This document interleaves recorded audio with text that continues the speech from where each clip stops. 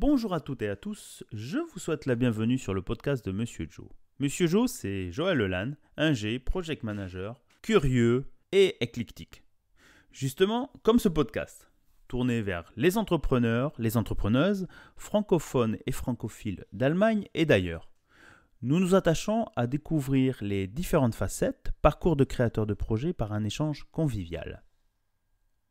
C'est parti!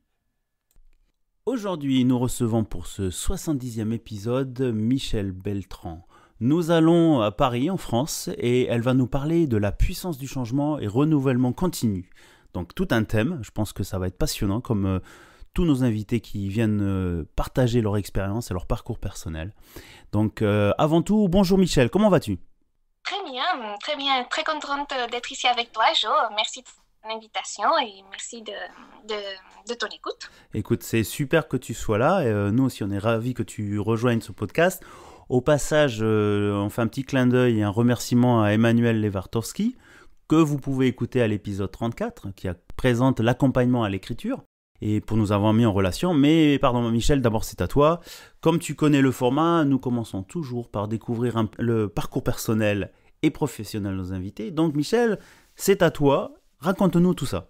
Merci encore, Jo. Alors, moi, j'ai une vie un peu mouvementée avec beaucoup de changements et de déménagements. Mais grosso modo, je suis franco-mexicaine. Je suis née à Mexico et j'ai grandi au Mexique.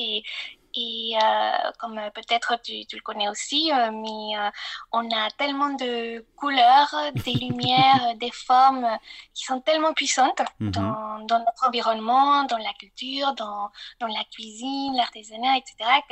Et évidemment, moi, ce qui m'intéressait le plus, c'était les espaces, donc l'architecture, ce qui nous entourait. Et aussi, ma mère a eu la grande idée de m'inscrire à la danse depuis que j'avais 3 ans. J'ai jamais imaginé que ça allait devenir une très très grosse passion. Moi, je voulais être danseuse. J'étais vraiment à fond pour la danse. Et je savais pas à l'époque, quand j'avais commencé, que c'était aussi lié à l'architecture. Parce que justement, quand tu fais un spectacle de danse, tu crées une histoire, tu crées un scénario, tu crées comme un univers parallèle, de la mise en scène, etc. Et tu le vis et tu le racontes quand tu fais un spectacle de danse. Mais de toute façon, le quotidien de la danse, toute cette discipline de répétition, d'engagement et des fois un peu masochiste, Oui, d'avoir même mal partout ou les pieds un peu souffre beaucoup, d'une certaine façon. Voilà, ça n'empêche pas de cette énergie qui te met en mouvement et qui te bouge pour exprimer des émotions, une histoire, plein de choses. Et donc, j'avais fait ça pendant 20 ans jusqu'à ce que je me suis cassée à la cheville quand je suis arrivée à Paris. Mais bon, ça, on va y revenir. Mais en fait, la danse, c'était vraiment presque toute ma vie quand j'étais enfant et adolescente à Mexico. Et puis, en même temps, il fallait à un moment donné choisir une carrière professionnelle. Et pour moi, l'architecture était comme une évidence. En fait, je ne me voyais pas faire autre chose que ça avec la danse, non? Donc, j'ai commencé mes études d'architecture à Mexico. Et puis, j'ai eu une première bourse pour Montréal. Donc, je suis partie à Montréal. C'était génial de voir la vie, de vivre la vie autrement, dans un autre contexte, dans une autre façon de voir le monde. Donc, se réadapter, se connaître, apprendre et aussi renforcer qui on est, ou commencer à renforcer qui on est. Et j'ai fait aussi de la danse à Montréal. Et ce qui était incroyable, c'est que je ne savais pas que quand j'étais à Montréal en 98, c'était la pire tempête de l'histoire. De neige, c'est ça? Oui, au Canada. Et donc, mais pour moi, c'était tellement nouveau et fascinant que... voilà, je l'ai traversé. Je ne savais pas que c'était aussi marquant pour l'histoire. Okay. Mais voilà, donc j'ai survécu la tempête de 98 à Montréal. Ça veut dire, excuse-moi de t'interrompre, ça veut dire que tu es parti d'abord, donc tu as commencé tes études à Mexico. Tes parents t'ont envoyé d'abord au Canada, c'est ça, pour faire tes études, d'abord en France? D'abord au Canada, mais c'est pas eux qui m'ont envoyé. En fait, eux, ils voulaient pas que je parte. Oui, ça c'est un classique. Oui, j'ai eu plutôt une bourse et ils étaient ils n'avaient pas trop le choix, en fait. Oui. Mais, ma famille est une famille très conservatrice, très traditionnelle et Mhm. tout. Et donc, c'est vrai Laisser partir que leur leur fille, c'est pas évident. fille Oui. qui veut partir, c'est pas très bien pris, mais bon, je suis Ok. partie quand même. Ok. Ça, c'est bien. Donc, Et... et puis, moi, après, c'était un échange à Mhm. Montréal, donc je suis revenue à Mexico. Et puis, tout de suite après, il y a eu une proposition pour une bourse pour venir à Paris. Et Cadre donc, j'ai des fait le études, concours et oui, tes études d'architecte alors, hein, toujours oui, le toujours feeling. d'architecture. Mhm. Ouais. Et donc, il y a eu un concours. Donc, j'ai Mhm. fait le concours et j'ai eu la bourse. Et je suis venue à Paris. Et ça, c'était en 99. Donc, j'ai aussi eu le droit à la tempête de décembre 99. Ouf. Je sais pas si tu te souviens, mais c'était assez ravageant en J'étais où moi en France. Donc, 99? voilà. Je sais plus où j'étais en 99, peut-être. Ah oui, oui, oui, oui, oui, oui, oui. Ok. Donc, donc tu affrontes les éléments à chaque endroit où tu vas. Oui, en fait, je sais pas. Après, mes parents, des fois, disaient que j'emmenais comment tu appelles ça, des ouragans où que j'allais, mais bon. Donc, voilà. Et par ailleurs, juste après la tempête, je me suis cassé la cheville juste en marchant Ok. sur la rue Bonaparte à Paris quand j'allais au musée du Louvre Aïe. un jeudi, c'était un jeudi, un jour d'école et tout. Et je me suis cassé la cheville et donc ça m'a un peu mis un stop pour arrêter d'aller trop vite. Mhm. Et ça m'a... Moi, je continuais à pratiquer la danse. En m'ayant cassé la cheville, ben, du coup, j'ai dû arrêter pour un bon moment. Et après, honnêtement, je n'ai plus repris comme je faisais avant, parce que Mhm. pour moi, avant, la danse était une grosse priorité, mais je l'ai gardée toujours en moi. Ça fait partie de moi, de mon identité, de ma vie et tout. Et puis, du coup, bon, bah, j'ai fait mes études d'architecture. J'ai eu comment dire, une chance, mais après on dit que rien n'arrive par hasard. J'ai Mhm. rencontré Jaune Nouvelle à la librairie de La Une. Je ne sais pas si tu vois, elle était avant à Saint-Germain-des-Prés. Aujourd'hui, Je c'est connais pas trop à Paris, je vais te dire, mais peut-être que nos auditeurs, certains amis à Paris connaissent, donc ça peut être intéressant. Donc tu rencontres une rencontre, on va dire un hasard fortuit. Ben oui, mais en fait, c'était la présentation d'un livre qu'il avait écrit Ok. avec Jean Baudrillard qui Mhm. s'appelle L'espace singulier. Mhm. Et donc, ben, je vais le voir. Et puis, il était Jean Nouvel, quoi. Et donc, il me dit, vous venez d'où? Je dis du Mexique. Et il me dit, ben, voilà, j'ai un projet au Mexique. Et il me met les coordonnées de l'agence. Mhm. Donc, quelques jours plus tard, j'envoie mon CV. Et puis, finalement, j'ai commencé à travailler dans l'agence chez Excellent. Jean Nouvel. Et du coup, ça, c'était vraiment mon premier job. Et puis, c'était aussi comme un rêve incroyable. Mhm. Voilà, c'était génial de commencer. On a travaillé moi, j'ai travaillé sur un projet au Mexique, à Guadalajara, qui Mhm. ne s'est pas fait. Mais en fait, ce qui était génial avec Jean Nouvel, c'est que lui, il travaillait énormément la réflexion, le concept de vraiment que chaque projet ait une histoire et une personnalité. En fait, c'était vraiment tout ce travail de donner un vrai sens à Mhm. ce qu'on faisait. Et ce, malgré si ça se faisait pas, en fait. Il y avait beaucoup, beaucoup, beaucoup de projets qui se faisaient pas, mais il y avait tout un travail derrière de réflexion, d'analyse, de personnalisation aussi. Mhm. Et aussi, bon, à l'époque, bon, j'ai eu plein d'anecdotes par rapport, bon, je vais te raconter une, mais par exemple, à un moment donné, je me rends compte que j'ai eu un contrat après un an et demi, non, un mois et demi de travail Mhm. dans l'agence. Et puis, 3 mois plus tard, je me rends compte que j'étais mal payée, dans le Aïe. sens que par rapport Au à mon marché, ouais. niveau De compétences. oui, au Mhm. marché, surtout parce que j'avais un bac plus 5 déjà, et puis je parlais les langues, je savais Mhm. utiliser AutoCAD, tous les logiciels et tout. Mhm. Et je me rends compte, et du coup, je savais pas trop quoi faire. Mhm. Mais finalement, c'était une de mes premières leçons de vie aussi dans le monde professionnel. De Aussi, aller négociation, faire ouais. face Faire face à de la réalité, ouais. négociations, Mhm. effectivement. Alors, Oui, et de... alors c'est super Voilà, intéressant. donc, Super intéressant. Il y a plusieurs sujets. Je regardais en parallèle parce que moi je suis malheureusement peut-être un peu ignare pour nos auditeurs aussi. Dire Jean Nouvel, c'est un grand architecte français qui a fait par exemple, je crois moi j'ai bon souvenir, je crois que c'est à Barcelone, à Torre Agbar, c'est ça, hein? Au Torre oui, c'est Glorieux, ça. c'est Il ça. a fait aussi l'Institut du monde arabe, Ok, ouais. le Quai Branly, Ah oui, ok. le musée du Louvre à Abu Dhabi, Et la Fondation la Cartier aussi. fondation...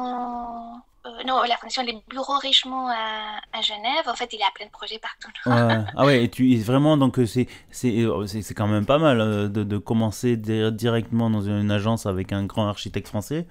Donc du coup, ça t'a porté. Et on revient un peu à donc, cette thématique où tu t'es dit au bout de quelques temps, tu te dis mince, mais par rapport à mes compétences et mon profil, ton expérience, tu dis, je suis mal payé. Donc comment ça s'est passé ce point-là? Peut-être ça peut être intéressant. Comment tu t'osais pas trop, Oui, oui, c'était en fait comme j'étais à l'époque très jeune et aussi très naïve dans plein de sujets, mais en même temps, c'était ma responsable qui m'a dit c'est pas normal, tu Mhm. devrais être payé tant et ce n'est pas le cas. Et du coup, ça crée un buzz dans toute l'agence parce Aïe. que tout le monde se demandait si j'allais bien me payer parce que personne n'en parlait. Ok. Mais du coup, bah, finalement, j'ai pris mon courage et je suis allée voir la responsable administrative qui, tu vas pas le croire, mais elle avait travaillé au Mexique, à Mexico. Ok. Et donc, elle m'a dit, oui, je me demandais quand est-ce que tu allais te rendre compte Ah, que ça c'est j'arrive dans son vache. bureau. Ça Et je c'est lui ai vache. dit, bon, ben voilà, je Mhm. me suis rendu compte. Et puis, et du coup,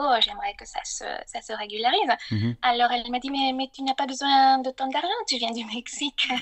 Oh la Et vache. puis, elle dit, oui, bah, que je viens du Mexique ou de la Lune, c'est ce qui est, c'est ce Ouais, qui est mon droit, exactement, non? exactement. C'est bien, Et, t'abordes une thématique super intéressante parce que je trouve que c'est un sujet où on n'a pas encore abordé ça sur le podcast, mais c'est vrai que ce sujet est assez actuel maintenant avec le fait de travailler par exemple en remote, en disant non mais vous êtes payé parce que vous vivez dans un pays où le coût de la vie est moins important, mais pour par exemple une société qui est en Allemagne et vous travaillez en République tchèque, hein, je prends un hasard, hein, je veux pas, et que peut-être le niveau, le coût de la vie à Prague est peut-être inférieur à travailler à Munich pour une agence à Munich, au hasard.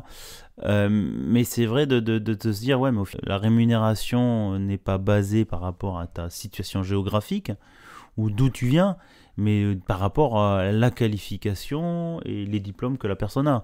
Donc c'est bien que tu t'abordes cette thématique dans le sens où tu dis, ouais, on est peut-être un peu naïf, et en fait c'est peut-être d'ouvrir de la parole, d'aller peut-être discuter, de se dire, ben non, il y a une reconnaissance du rôle.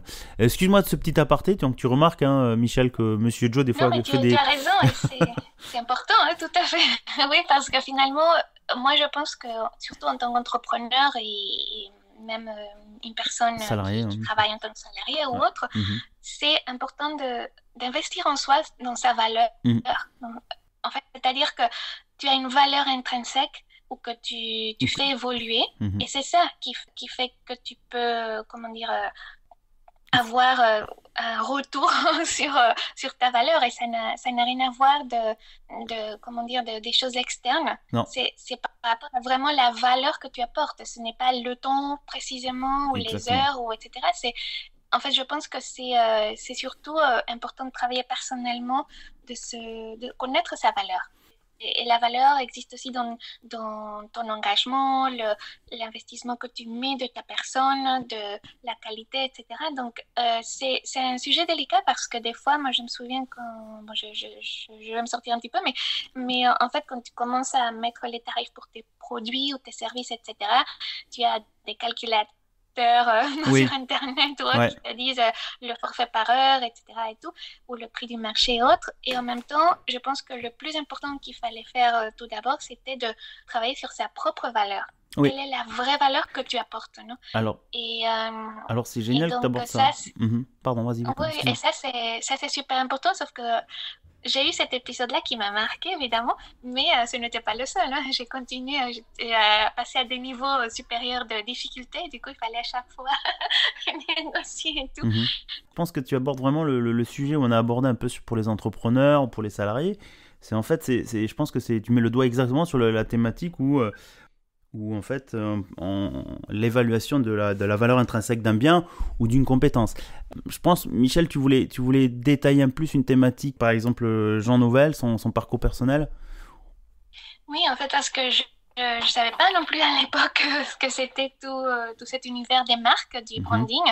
Mais en fait, Jean Nouvel, il avait créé des sociétés auparavant, avant que je rejoigne son agence, et il avait fait faillite 5 fois. Mhm. Donc, je pense qu'il avait le veto administratif de ne plus créer une société parce Oui. que, ben, voilà, après 5 faillites.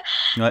Et donc, il s'est associé avec un entrepreneur avec une vision de business et de développement, mais aussi qui valorisait vraiment le talent Mhm. de Jean Nouvel. Et donc, il a fait de Jean Nouvel une marque. Ok. Et donc, quand il allait vendre, parce que c'était vraiment vendre les projets de Jean Nouvel, c'était, comment dire, il vendait pas un musée ou un immeuble ou un complexe quelconque, il vendait Jean Nouvel et c'était la marque Jean Nouvel. Et donc, les tarifs, en fait, pour dire ainsi, ou les tarifs ou l'investissement de ces immeubles avaient mais complètement explosé dans le bon sens. Ouais. Et ceci a fait que Jean Nouvel avait beaucoup plus de reconnaissance et aussi que l'agence devenait rentable.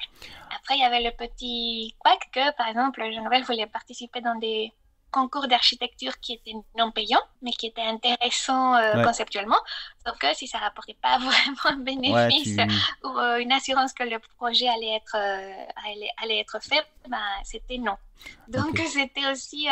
des fois, c'est toujours un équilibre entre ce qu'on veut vraiment faire par passion et qu'on pourrait faire gratuitement les yeux fermés, et aussi ce qui est important pour que la société soit rentable et que ça fonctionne. Mais ça n'enlevait jamais le talent de ce qu'apportait Jean à chaque projet. Et du coup, je ne savais pas à ce moment-là que ça allait me revenir quelques années plus tard, justement... en lien avec tout ce qui est les marques et l'univers du luxe dont tu parlais il y a quelques instants. Donc, bon, je continue. Donc, du coup, après avoir travaillé chez Jean Nouvel, j'allais rentrer au Mexique à un moment donné. Et puis, finalement, je suis revenue en France avec une autre bourse parce qu'il y avait un accord entre le gouvernement du Mexique et de la France avec l'École des Arts Déco. L'ENSAD à Paris et ben, j'ai eu cette bourse pour faire ce post-diplôme en architecture d'intérieur. Et pourquoi l'architecture d'intérieur? C'est parce que j'avais travaillé sur des grands projets de grande échelle qui étaient juste incroyables et tout, mais moi ce qui m'attirait c'était la petite échelle. Comme je parlais au début, quand je faisais la danse, de créer ces univers, c'est comme un monde parallèle où tu as toute une histoire, toute une aventure qui se passe dans l'espace, mais à plus petite échelle, avec beaucoup plus de poésie et de fantaisie ou de plus d'émotion, etc. Donc, j'ai fait le post-diplôme à l'ENSAD, en architecture d'intérieur, et là, j'ai commencé vraiment à travailler beaucoup sur la couleur, plus concrètement, et les effets que la couleur a dans notre vie, mais tout le temps, en fait, parce qu'on est entouré de couleurs qui est vraiment une expression de lumière. Je suis ravi que tu viennes aussi sur ce sujet-là, parce que c'est l'impact des couleurs sur un intérieur et sur le mental de la personne. Hein. On sait bien, après, peut-être tu me corrigeras là-dessus, les couleurs froides comme le bleu pour calmer, ou des couleurs vives pour générer de l'inspiration ou de la dynamique, je ne sais plus, les couleurs rouges et autres. Je ne sais pas si tu peux plus nous détailler ce sujet-là, mais c'est vrai que c'est là où on se rend compte que les couleurs plutôt sombres pour apaiser, ou même c'est froid, donnent un effet sur le psychique ou sur le mental des personnes qui sont dans cet environnement. Oui, tout à fait. Du coup, moi, à ce moment-là, quand j'étais à l'ENSAD, ce que j'ai disons, développé comme approche, c'est que, tu sais, normalement en architecture, tu as un brief de combien de mètres carrés, des espaces, les fonctionnalités. Et en général, en architecture, tu commences par faire les plans, en fait, pour que ce soit fonctionnel, pour que ça rentre. Tu imagines la forme, etc. Et normalement, on vient mettre les couleurs ou les finitions à la fin du projet. Et du coup, c'est comme la résultante, non? Et en fait, ce que j'essayais de faire, c'est de définir d'abord quelles étaient, plus que la fonction, quelles étaient les sensations, les émotions que la personne vit dans un espace. Et d'abord, on définit la palette de couleurs et après la forme. Et du coup, c'était quelque chose qui a un peu bouleversé mes professeurs à l'ENSAD. Et du coup, ça m'a permis aussi de commencer à développer ma propre méthode, mon approche, justement, de partir, définir depuis le début qu'est-ce que tu veux ressentir dans ton espace. Parce que finalement, on est des êtres émotionnels. On dit qu'on est rationnel, oui, mais surtout, on est très émotionnel. Et on se laisse guider par nos émotions, par nos ressentis, et c'est tellement important de les avoir d'une façon, disons, harmonieuse pour notre vie, parce que ça a vraiment, comme je disais tout à l'heure, les couleurs ont un tel impact qui peut être perçu comme positif ou négatif selon le contexte ou la situation, mais on ne peut pas empêcher l'impact. Et donc, autant le faire de façon, comment dire, bénéfique pour nous et d'une façon harmonieuse. À ce moment-là, j'avais commencé à travailler sur ça. Et puis, donc, je voulais me consacrer à travailler plus sur tout cet aspect des couleurs, de création des espaces. J'ai été appelée par une grosse chaîne de médias qui s'appelle Televisa. Je ne sais pas si tu connais, en Amérique, c'est énorme. Et donc, je vivais toujours à Paris. Et quand je partais en vacances au Mexique, je faisais du conseil pour eux, pour les architectes d'intérieur, les décorateurs, etc., pour leurs telenovelas, si vous voulez, les feuilletons, leurs journaux de télévision, pour aligner justement leurs espaces, la mise en scène, avec la personnalité du présentateur ou du personnage qui allait être mis en scène dans cet espace. Ah, c'est excellent. Donc, je pense, tu vois, ce genre d'approche, on se pose pas la question. C'est vrai que maintenant que tu en parles de l'agencement des couleurs et par exemple des sociétés comme Google, les espaces ouverts avec beaucoup de couleurs pour donner cette espèce de dynamique. Après, je veux pas dire une image jeune et compagnie, mais parallèle entre certaines industries où c'est des bureaux blancs cloisonnés, toujours des couleurs très bleues, gris et blanc, très très très froid, donner une image de sérieux, et des sociétés où ils ont des couleurs, ça part dans tous les sens. Donc c'est vrai que, et quand tu dis, ouais, tu as conseillé pour les telenovelas pour mettre en couleur le fond derrière un présentateur, toi, c'est le genre de choses qu'on ne se pose pas la question. Pourtant, la couleur est énormément appliquée sur tous les produits de consommation. Je veux dire, si on va dans le luxe, oui. des voitures de luxe rouges, pour pas les citer avec un cheval cabré ou autre, c'est cette image d'émotion, alors que la majorité des voitures, on va dire un peu plus standard, ça va être toujours ce gris noir, un peu le gris mouette. Mais excuse-moi, mais donc tu as fait du consulting quand tu es rentré au Mexique pour un grand groupe de télévision sur tout ce qui est l'agencement couleur. Et donc ensuite? Et du coup, je voulais me consacrer à ça, à ce moment-là. Et puis, comme par hasard de la vie, qu'il n'y a pas de hasard, mais j'ai croisé un directeur de l'ESSEC qui, à ce moment-là, a été directeur d'un MBA dans le luxe, c'est-à-dire dans International Luxury Brand Management. Ouais. Et du coup, il m'a dit, c'était en 2007, et il m'a dit, nous, on cherche des profils comme le vôtre, et il faut que vous veniez voir, que vous fassiez le GMAT et les interviews pour que vous soyez accepté, etc. Et ça, c'était pas du tout prévu, du tout. Et du coup, pour faire une longue histoire courte, je l'ai fait, j'étais admise et j'ai fait le MBA. Et là, c'était vraiment comme un peu un choc de culture parce que j'arrive dans la classe et j'étais la seule architecte et je m'étais pas rendu compte que je pense pas forcément que c'était parce que j'avais une formation d'architecte, mais apparemment j'avais toute une autre vision et compréhension des choses, donc ça faisait trop de contraste. Mais donc moi, en tout cas, j'ai commencé vraiment à apprendre et comprendre ce que c'était créer une marque, tout ce qui était le branding, évidemment le positionnement dont je parlais tout à l'heure, comment Jean Nouvel était aussi lui-même devenu une marque, et moi je ne le savais pas à l'époque, mais comprendre tout ce processus de création de marque, de pourquoi le luxe, comme tu disais tout à l'heure, en fait, on n'a pas forcément besoin tous d'un stylo à 500 €. Mais pourquoi on va acheter un stylo Montblanc ou un instrument d'écriture, si mes collègues m'entendent. Parce que... Alors c'est vrai qu'on salue parce qu'on a moi je connais quelques gens à Montblanc ici à Hambourg, donc on les salue. C'est vrai que moi-même je me t'ai posé la question, mais on n'achète pas un élément d'écriture, on achète un standing ou un élément, comment dire, un élément de standing peut-être. Après je veux pas rentrer là-dedans parce que je suis pas trop dans ce milieu-là, mais le point sur le MBA en International Luxury Brand Management, c'est ce que tu as fait. Ça veut dire que le public qu'il y avait là, c'était plus quoi, des managers, des gens des marketeurs. Toi tu étais un peu l'architecte, un peu l'ovni, c'est ça ou Oui, c'est ça.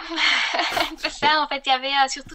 Donc, ils étaient, je sais pas, comptables ou je sais pas, d'autres métiers beaucoup plus, entre guillemets, administratifs d'école de commerce, Mhm. qu'il n'y a rien de péjoratif. C'est Non, non. juste un parcours normal, non, traditionnel. Ouais.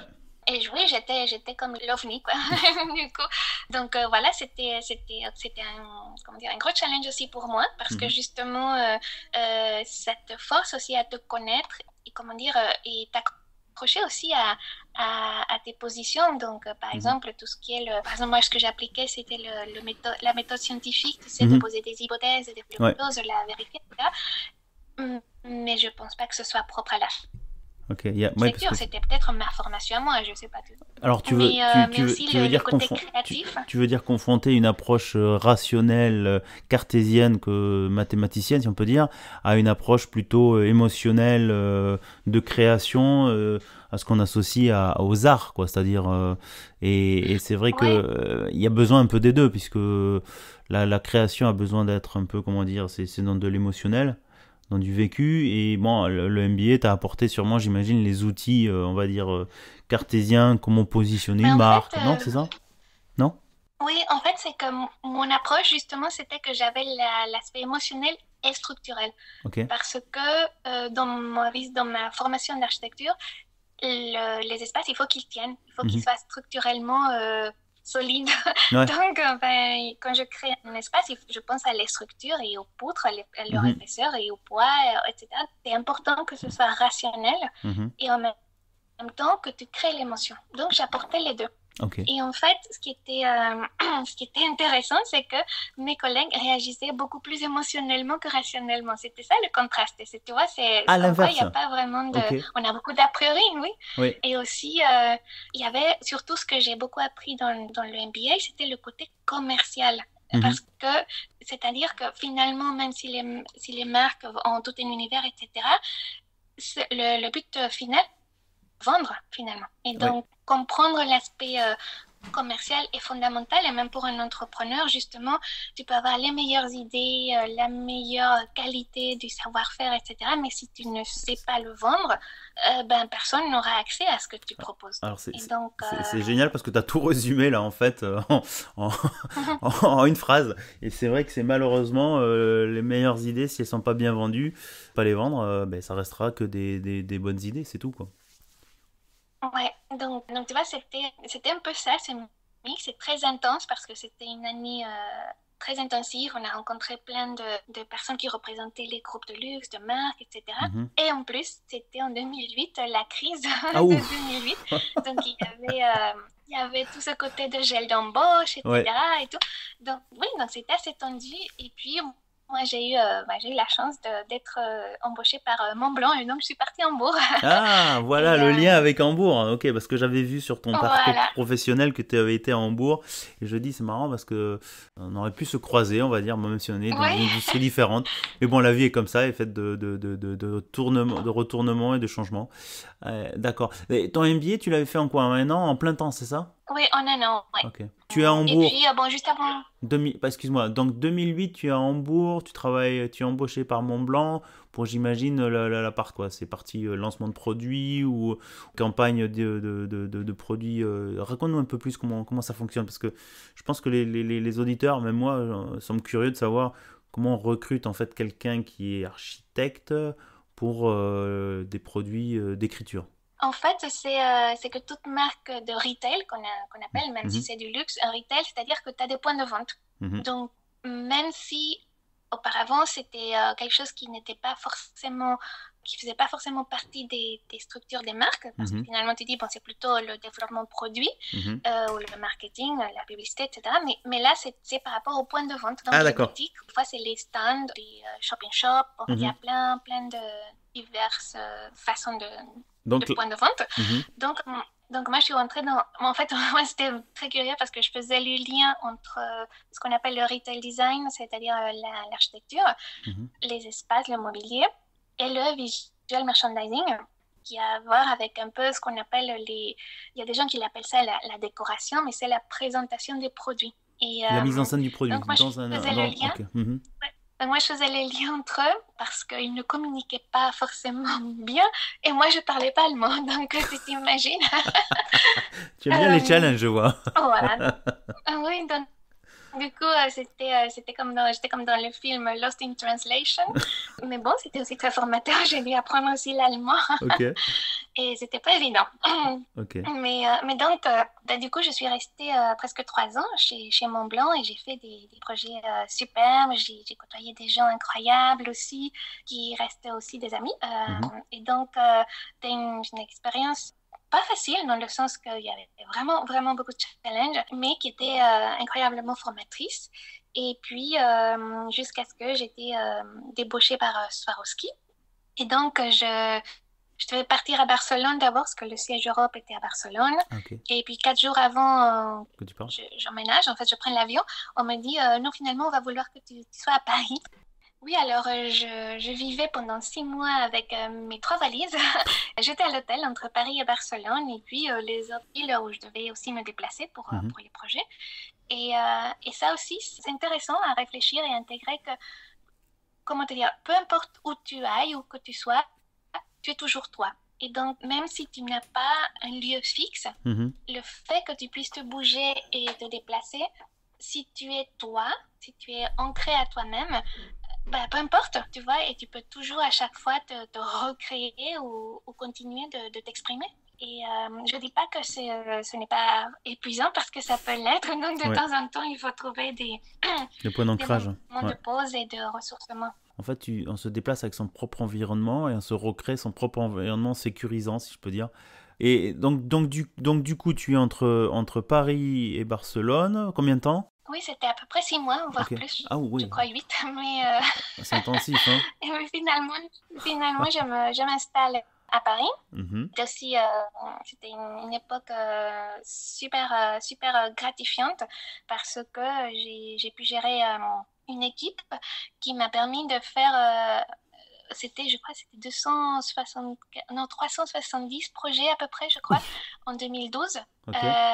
entre ouverture et rénovation, etc.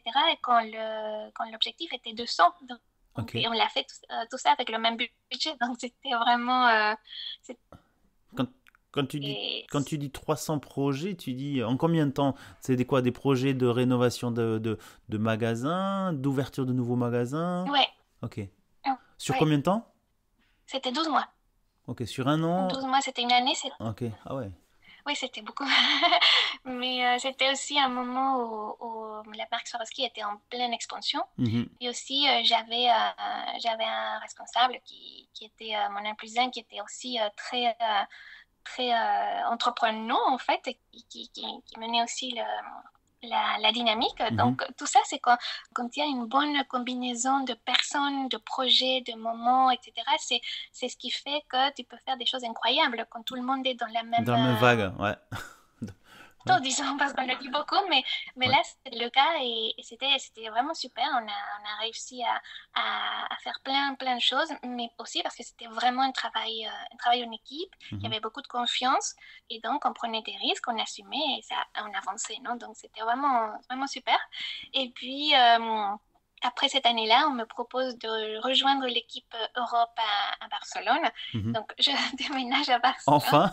Et enfin, puis je recommence aussi. À chaque fois, il faut recommencer. C'est mine de rien. Il faut que tu trouves ben, la poste, que tu ailles à la mairie, que Oui, c'est toutes les démarches. Bon, déjà, je te parle pas de trouver l'appartement, oui, bref, oui, le ça c'est. déménagement, tout ça. Donc, mais bon, après, c'est aussi, ça fait partie de l'émotion du renouveau, des nouvelles aventures, des possibilités qui s'ouvrent à toi, non? Et mais j'arrive en Espagne en 2013, que c'était la crise en Mhm. Espagne. Aïe. Et donc, pas facile le contexte non plus. Et puis, bon, pour faire une longue histoire courte, je suis revenue à Paris parce on m'avait proposé un job à nouveau à Paris. Mhm. Et j'emménage à nouveau à Paris et j'ai un incendie chez moi. Aïe. Donc là, finalement, personne n'était blessé. C'était assez incroyable parce que je rentre du boulot le soir et je vois que la rue était fermée, qu'il y avait police, qu'il y Mhm. avait les voisins dehors, les pompiers, etc. Et j'ai dit, oh, pourvu que ce ne soit pas mon immeuble. Mhm. Puis je m'approche et oui, c'était mon immeuble. Et puis Aïe. je dis, pourvu que ce ne soit pas mon appartement. Mais en fait, oui, quand je rentre. Oui, j'arrive et les pompiers venaient de tout éteindre. Ça faisait à peine un mois que j'étais installée dans ce nouvel appartement. Mhm. Et je vois que tout était réduit en cendres, finalement. Et donc, c'est très impressionnant. Je le souhaite À vraiment à personne. personne. Mais en même temps, c'était une impression que je pense que j'oublierai jamais. Le fait de dire, ben voilà, je suis vivante et je m'aime moi. Et donc, ça veut dire que si je m'aime moi, j'ai tout ce qu'il faut. Quand même Ouais. une certaine énergie parce que c'est vrai qu'on s'attache. Tu me diras, moi je dirais, quand tu le vois de l'extérieur, tu te dis bon, ben, c'est que des biens matériels. Mais le problème, c'est que ça fait partie de ta vie, c'est-à-dire c'est des souvenirs, c'est des objets, des liens émotionnels qu'on a avec son intérieur.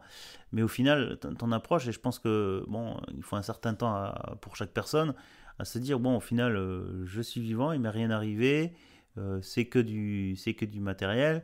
On peut recommencer. C'est un peu ce qui t'est arrivé. Est-ce que c'est ce déclic que tu as eu de suite après, c'est le mindset qu'on a chacun. C'est-à-dire, bon, ok, ça fait rien. Même si certains, tu peux te laisser abattre en disant oh là là, qu'est-ce que je vais devenir et tout. Comment tu as réagi sur le coup Je Ben, suis. honnêtement, oui. Mhm. Ah ouais, ok. De suite, c'est quelque chose qui m'est venu. Mais après, quelques minutes après, pas trop longtemps après, Ouais, j'étais en choc. Parce bien que sûr. là, il fallait voir avec la police, où est-ce que je vais dormir, qu'est-ce Ouais, que je fais. Ben, du coup, il faut que je cherche mon passeport. Je n'ai rien que plus que ce que je porte sur moi. Et ouais, du coup, tu commences à penser à toutes les petites choses pratiques. ouais, ouais. Tu vois, même une brosse à dents, tu vois, Ouais, c'est des il y a trucs de plein de base, petits ouais. trucs. Ouais. Mais tu vois, ça s'est venu quelques instants plus tard. Au début, là, le premier choc, je te dis, c'était vraiment de, de me dire, oh, waouh, ok, maintenant je viens de me libérer du matériel, mais je mets toujours Mhm. moi. Mhm. Et c'était très rassurant. Mais quelques instants plus tard, quand il fallait que je pense à la praticité de Ouais, la situation, là, j'ai commencé vraiment oui, à paniquer un peu parce que tu te dis, waouh, mais il faut même penser à la brosse à dents, ouais, à tes vêtements, tout, quoi. Où est-ce que je vais passer la nuit en plus, non? ouais. Et donc voilà, alors c'est quand même assez fort. Et puis, pour l'anecdote, c'était la veille des attentats à Paris de Charlie Hebdo. Ah ouais. Euh, le lendemain, c'était janvier, et c'était en 2015, c'était le 7 janvier, le lendemain, et du coup, tu avais les sirènes partout, je me souviens qu'il faisait hyper gris, comme quoi, comme je te dis, les couleurs Ouais, noires ouais, les couleurs toujours sur le et tout. mental. Et Ouais. je me disais, oh là là, je me suis trompée de film, là, est-ce que je peux Ouais, changer de salle? je vais me réveiller, je suis dans le mauvais rêve, je vais me réveiller, je repars au Mexique. Non, c'est Ouais. pas, tu vois, je me réfugie au soleil, j'en sais rien, ouais, c'est chaud, Et quoi. puis, ouais, et puis bon, ben, du coup, mais il fallait que je me ressaisisse, en fait, Ouais, parce que la vie continue. exactement. Et donc, non seulement comment dire, il fallait que je recrée une vie, mais il fallait déjà bien fermer ce cycle parce que tu t'imagines pas tout l'administratif qu'il y a avec un incendie Ouais, et tout les ce qu'il faut assurances, faire. les ceci, oh là Heureusement, là. j'avais très bonne assurance et j'ai eu un très bon expert qui m'a expliqué qu'il y avait des incendies comme ça tous les jours à Paris, qui est un peu effrayant, mais bon. Bref, et du coup, bon, en fait, pour parler plus de l'important de cette expérience, c'est que à ce moment-là, comme j'avais dit, j'avais perdu tous mes vêtements. Il y Hmm. avait que les vêtements noirs qui étaient récupérables parce que la suie qui est noire, ben, tu la vois pas sur les tissus noirs, donc les seuls vêtements qu'ils pouvaient récupérer, c'était les noirs. Ouais. Et quand j'avais vu mon appartement tout au noir, en sombre et tout, tous mes livres, en fait, c'était... oui, ça fait du mal, hein, je ne veux pas Mhm. le nier. Je ne pouvais plus voir des vêtements noirs. Et donc, je devais m'acheter des nouveaux vêtements. Donc, j'allais dans les boutiques et je pouvais pas m'empêcher d'aller vers les couleurs qui sont plutôt dorées, les beiges, les couleurs Mhm. plus Plus marron. solaire. Bon, après, je pourrais plus solaires, oui. Et c'est des couleurs que pour l'anecdote ne me vont pas du tout. En fait, ça me donne un teint plutôt jaunâtre et tout. Mais j'avais tellement besoin Oui. parce que ce sont des couleurs qui me font du bien. Ok. Et donc là, avec tout ce que je t'avais expliqué un peu de ce que je travaille sur les couleurs, que j'ai continué à Mhm. travailler et tout ça, j'ai eu un déclic pour comprendre qu'il y a une différence entre les couleurs qui te vont et les couleurs qui te font du bien. Et ça ne veut pas dire que tu dois juste porter et t'entourer que des couleurs qui te représentent, en fait, qui vont avec ton teint, etc., Mhm. ta luminosité. Mais en fait, dans notre monde, il y a une multitude de facettes qui sont toutes reliées les unes avec les autres. C'est-à-dire que toi, tu viens apporter quelque chose au monde. En tout cas, moi, je crois qu'il y a ça. Tu viens apporter ta propre expérience parce que chaque vie est unique et elle a quelque chose à apporter à ce monde. Mais aussi, tu as besoin de te ressourcer, donc de recevoir. Et par rapport aux couleurs, les couleurs que tu portes, c'est ce que tu apportes au monde. C'est comme ta deuxième peau, en fait. C'est une extension de toi-même, ce que tu viens contribuer dans ce monde. Mais aussi, ce qui te fait du bien, tu as besoin pour te ressourcer, pour t'entourer, pour créer une harmonie. Parce que sinon, tu te satures. Je parle aussi des éléments parce que je me base sur ça, parce que c'est le plus simple, le plus direct, c'est la nature, non? Si par exemple, tu aimes l'eau, mais tu es tout le temps dans l'eau, tu vas saturer. Parce qu'en tant qu'être humain, tu as besoin aussi de la terre et du soleil et de l'air. Et donc, il faut créer cet équilibre, mais savoir comment l'agencer, en fait, pour ta propre personne et ta propre vie. C'est là où il y a la magie, en fait, de ça.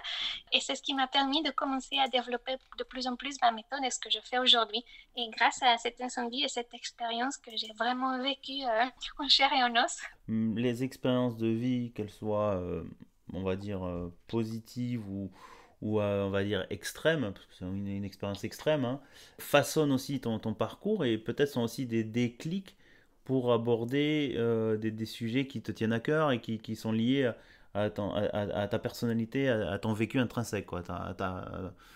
Et c'est ce qui est normal, c'est les expériences qu'on a vécues dans la chair qui conditionnent aussi un peu comment tu interagis avec le monde autour de toi. Donc à partir de ce moment-là, tu es revenu sur cette approche-là des couleurs qui t'entourent, des éléments pour travailler un peu pour faire ton approche de ton atelier. C'est vrai qu'on a fait un épisode très long, chers auditeurs, j'espère que vous nous suivez encore jusqu'à maintenant, parce que Michel a vraiment beaucoup de thématiques, mais je pense que c'est intéressant de dérouler toutes ces approches, parce que tout ce que tu as vécu, en fait, tu l'as intégré dans ton projet qui est le travail sur la personnalité et la nature. C'est bien ça, à travers les couleurs, hein. Oui, exactement. Et puis, tu sais, c'est le mot qu'on pourrait utiliser en termes de business, c'est capitaliser ton vécu, capitaliser ton expérience. Et à un niveau plus ample, c'est lui donner un sens, en fait. C'est-à-dire, maintenant, parce que j'ai vécu ça, et par rapport au choix que j'ai fait du sens que j'ai donné à ces expériences, maintenant, je peux aussi accompagner d'autres personnes qui vivent différentes situations de vie, de grands changements, ou des fois, tu n'as pas besoin d'un incendie ou de quelque chose de très fort pour recréer, oui, pour te remettre en question et vouloir renouveler ta vie, en fait. Et s'il y a une chose qui a été constante dans ma vie, c'est le changement. À un moment donné, je disais, non, mais j'en ai marre des déménagements et de recommencer tout. Et après, je me suis rendu compte que c'est une chance parce que finalement, à chaque jour et à chaque instant, tu as l'opportunité de te renouveler. Et on est en constant renouvellement. En fait, tu vois, là, par exemple, en termes de business, on cherche toujours la croissance. Et quand je travaillais dans les grands groupes, etc., c'est toujours la croissance. Ouais. Et si tu observes la nature est toujours en expansion. Ce n'est pas la croissance infinie. C'est pas un arbre qui grandit 10 cm toute la vie, mais il est toujours en expansion. Et pourquoi la nature est en expansion? C'est parce qu'il y a aussi des cycles qui te permettent de lâcher, de récolter ce que tu as semé. En fait, il y a la sagesse de la nature qui nous montre tous les jours, et dans les saisons, et dans les cycles, etc. Et nous, on fonctionne aussi comme ça, sauf que des fois, on se coupe. On se déconnecte de la nature. De la nature.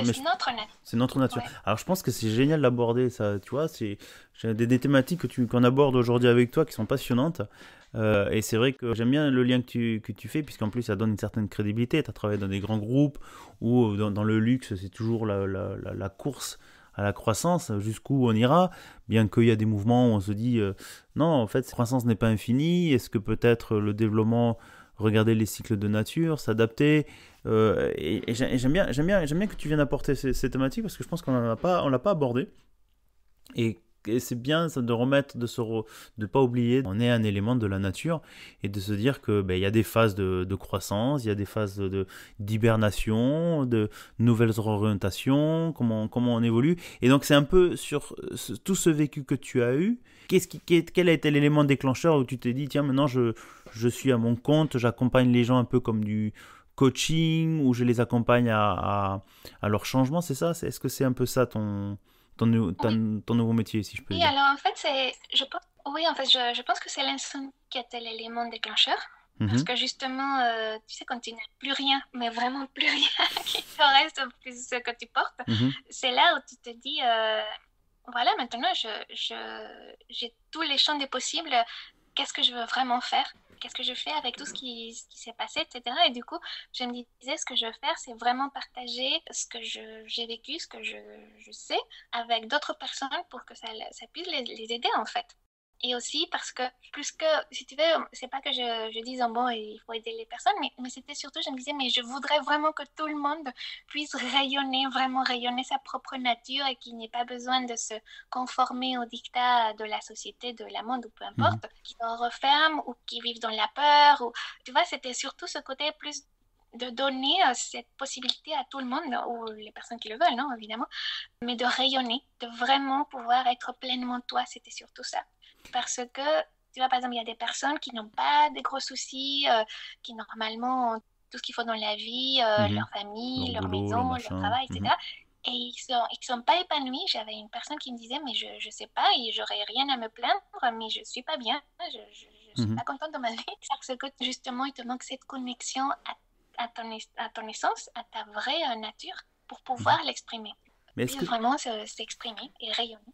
est-ce que ça veut dire que du coup, bon, tu as eu l'incendie, tu travaillais encore dans des grands groupes de luxe et de produits, mais du coup, tu as tout plaqué d'un coup ou comment ça s'est passé? Ou ça Ah a non, été... en fait, non, c'était progressif parce que j'allais justement quitter Paris et rentrer au Mexique pour Ok. faire ce dont je te parlais. Et Mhm, puis finalement, on m'a contacté de L'Oréal mhm, et, et on m'a proposé un poste qui avait l'air très intéressant et du coup, ben, j'ai accepté.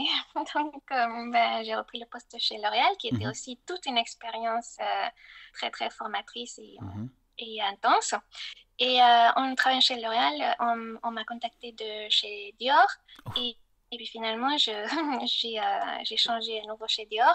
C'est une marque que j'adore et tout. Et du coup, je Ah, pense que je savais à l'époque, je me disais, bon, je fais ça encore parce qu'il y a une grande passion, tout ce qui est le retail, ça l'est toujours. mhm. Le temps que je commence à développer Ton projet. mon propre business, mon propre atelier.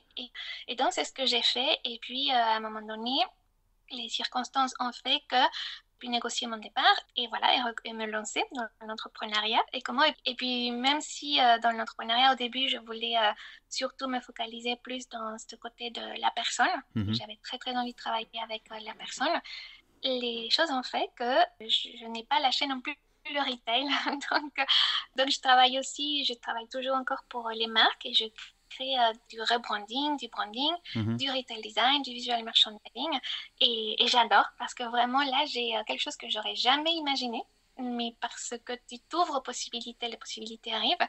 Donc, je travaille sur vraiment tout ce que j'aime. Donc, les personnes avec leur unicité et particularité et aussi les marques pour créer des espaces et des environnements où transmettre l'essence, l'identité d'une marque. Donc ça veut dire que tu t'es mis à ton compte pour continuer à faire le travail, mais en tant qu'indépendant, et en parallèle, ton activité de travail sur la personnalité au travers l'environnement de la personne, l'environnement qui est autour d'une personne, c'est ça?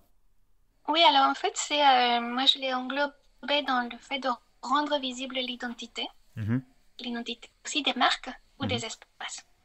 Finalement, ça englobe, ça résume tout mon parcours, mon expérience et aussi mes grandes passions en fait. Et Ok. donc, je l'ai englobé dans cette vision et moi, je l'appelle l'architecture de l'être. Parce que ce soit pour les marques ou les espaces, le fait de le processus créatif d'architecture, comme je te disais tout à l'heure, qu'il faut qu'il soit solide, qu'il tienne dans le temps, donc il faut qu'il y ait quelque chose de structurel, Mhm. rationnel, mais aussi toujours lié à l'émotion, à ce ressenti. Oui. Oui, donc là, tu l'as dans les espaces, dans les marques et pour les personnes.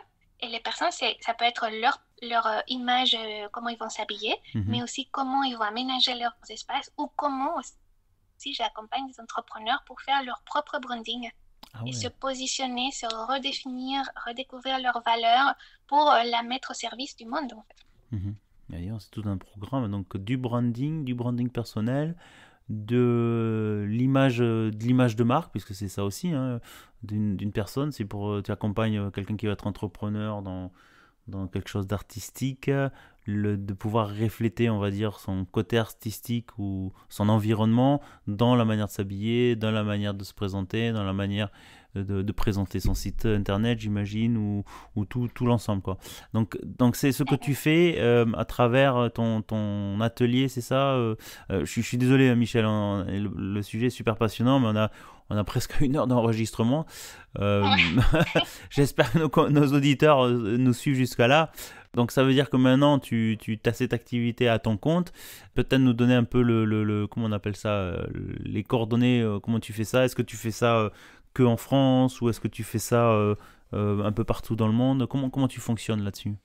Je suis moi basée à Paris, mais je travaille avec le monde entier, littéralement. Mhm. Donc, vous pouvez me trouver dans mon site qui est en renouvellement et je pense qu'il sera prêt en juin 2023 prochain. Et donc, c'est www.atelier33montaigne.com. Mhm. Et donc, là, je propose mes services pour les marques ou pour les personnes. Et donc, pour les personnes et aussi pour les marques, je travaille en anglais, en français, en espagnol, selon les demandes. Et pareil pour ce qui est l'accompagnement, le coaching, je fais des ateliers ou des programmes de groupe, Mhm. selon aussi les besoins de chacun. Et donc, voilà. Ok, bah écoute, c'est génial. Tu le fais pas en allemand? Non, c'était un petit clin d'œil. Oui, ben là, je pourrais, mais mon allemand, il est un peu poussiéreux en ce moment. Poussière. Ouais, ça fait rien. C'est déjà pas mal en français, en espagnol et en anglais. Je pense que tu couvres une sacrée palette de clients et de profils. Donc c'est vraiment passionnant. Michel, moi je resterai encore à enregistrer avec toi parce que je trouve que tu apportes des thématiques, des sujets super intéressants qu'en fait on ne considère pas toujours. On associe souvent les sujets que tu as abordés au luxe, mais en fait non, pas nécessairement. C'est aussi l'image de la personnalité, la thématique, le lien à la nature, l'impact avec les couleurs. Enfin, vraiment impressionnant. Est-ce que tu as un conseil? Parce que moi, j'aime bien finir là-dessus pour nos auditeurs. Comment j'appelle ça? Toujours un conseil pour la route pour les entrepreneurs ou les gens qui se cherchent. Oui, alors en fait, j'aimerais dire à chacun et chacune des personnes qui nous écoutent que vous êtes unique. Vraiment, je sais que c'est très répété partout maintenant, Mhm, mais vraiment, vous êtes unique. Vous seul, vous pouvez apporter une chose très spécifique au monde dans cette vie, dans cette expérience de vie. Et il suffit juste de l'accueillir et de se permettre de se recréer pour s'ouvrir au champ des possibles et vivre surtout en expansion. Et vivre en expansion, c'est aussi pour moi vivre en harmonie avec soi-même, avec qui on est. Donc, être en sérénité, en fait, moi, je propose aux personnes que j'accompagne, je leur propose pas de trouver le bonheur, mais de trouver la sérénité à tout moment, parce que la vie est faite de moments qu'on ne peut pas contrôler, qui sont plus ou moins agréables. Et l'important, c'est de rester connecté à soi-même dans cette sérénité qui te permet justement de faire les bons choix, d'aller de l'avant ou de faire ce qu'il faut faire, non? Mais surtout de savoir qu'on a ce droit inné à vivre pleinement. Et c'est ce que j'aimerais que les personnes se donnent ou récupèrent ce droit de naissance, en fait. mhm.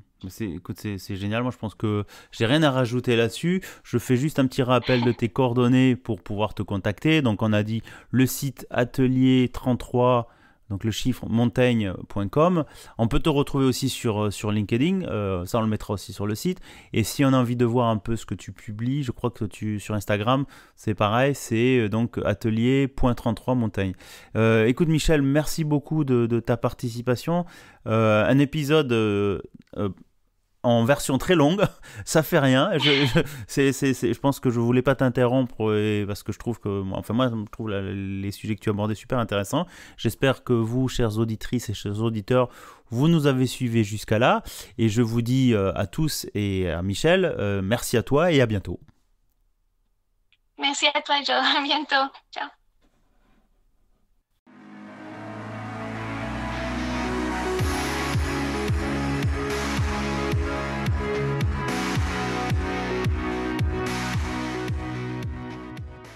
Eh bien, chères auditrices et chers auditeurs, j'espère que cet épisode avec Michel Beltran de Atelier 33 Montaigne vous a plu. J'espère que vous avez appris énormément de choses comme moi sur l'image de marque, le rôle des couleurs dans notre environnement et du développement personnel. Pour petite information, cet épisode avait été enregistré au mois de mai 2023 et c'est vrai qu'il y a eu entre-temps la période d'été, donc une diffusion un peu plus tard. J'espère que Michel, tu nous excuseras de ce petit délai et vous, chers auditeurs, j'espère que vous en profiterez au maximum d'écouter cet épisode. J'en profite aussi pour vous inviter, chers auditeurs, si vous découvrez ce podcast ou si vous êtes un fidèle auditeur ou auditrice, de mettre sur les plateformes d'audio stream que vous utilisez, soit des commentaires, soit mettre 5 étoiles. Je pense que c'est sur Apple Podcast. Ça permet à des nouveaux auditeurs à nous trouver plus facilement. Et c'est aussi très agréable de voir que notre travail, enfin mon travail au fond de ma cave, est apprécié par vous. Donc voilà, vous pouvez aussi mettre des commentaires sur YouTube aussi, puisque on diffuse aussi ce podcast sur YouTube, ou aussi en mettant un article, un petit texte dans un commentaire dans le blog associé à chaque article, c'est monsieurjoël.blogspot.com. Voilà. J'en profite aussi pour inviter à faire un appel à des candidats qui veulent se prêter au jeu, comme Michel, venir participer, de partager leur parcours d'entrepreneur, leur parcours de vie, leurs expériences, ou créateurs de sociétés ou de start-up, de venir nous parler un peu de leur cheminement professionnel et personnel, et surtout peut-être apporter de l'inspiration pour ceux qui se cherchent ou qui ont envie d'apprendre de nouvelles approches pour peut-être se lancer et être entrepreneur. Donc n'hésitez pas à me contacter par LinkedIn, je suis assez réactif dessus, en me cherchant, vous pouvez me trouver dessus, c'est écrit en bas de l'article si vous voulez, ou en mettant des commentaires. Je pense qu'on se met en contact très rapidement et n'hésitez pas à nous envoyer un petit message. C'est toujours sympathique de découvrir toujours des profils différents et variés. Il ne me reste plus qu'à vous dire portez-vous bien, à bientôt et surtout restez curieux.